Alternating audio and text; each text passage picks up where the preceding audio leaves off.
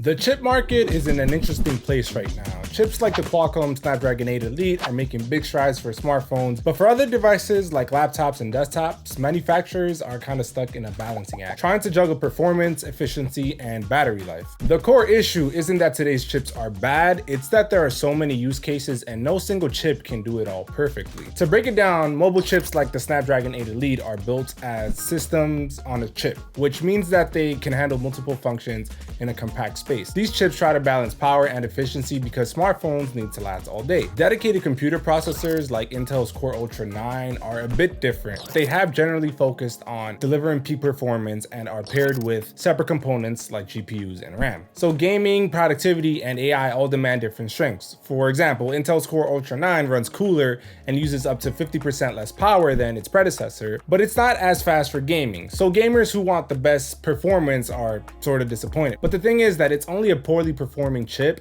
when it's compared to its predecessor. It's all relative, but also to use this new Intel chip, you need a new motherboard since it requires a different socket.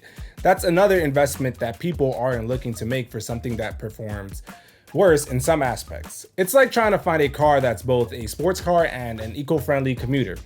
It's tough to make both in one package, but expectations shift a bit with laptops. Since they're mobile, battery life and efficiency matter more than just performance. Since its launch in 2020, Apple Silicon has been #1 for efficiency and performance, though it has its own issues, especially for gamers. Now, on the Windows side of things, traditionally they've used AMD and Intel processors for strong performance, but efficiency lags behind. But that's where Qualcomm Snapdragon X chips come in. Without getting too technical, these processors are using the ARM architecture, which is different from the x86 architecture used in AMD and Intel for years. When Qualcomm announced these revolutionary processors, they set the expectation that they would outperform Apple, which they didn't. These chips are efficient and have decent power, but they came with some trade-offs. Some popular programs didn't run well on Windows on ARM, and compatibility issues left people frustrated. Not to mention that Windows has been the go-to OS for gamers. So when it was apparent that these powerful processors weren't great for gaming, well, it just makes sense. Apple, on the other hand, has extremely efficient ARM processors, but Macs don't really have a strong gaming community,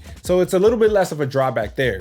And this is because for a long time, game support on Mac hasn't been the greatest. And while it seems like Apple is gaining a little bit more traction in this category, it still doesn't compare. But in the end, it's a balancing act. Qualcomm, Microsoft, and Apple are pushing for the most efficient and powerful chips, but there's always a trade-off. So at the root of it all, I think that the expectations we have from our devices and our use cases, as well as companies having their own agendas like pushing AI on us, is why no one is really making the perfect chip, if there even is such a thing.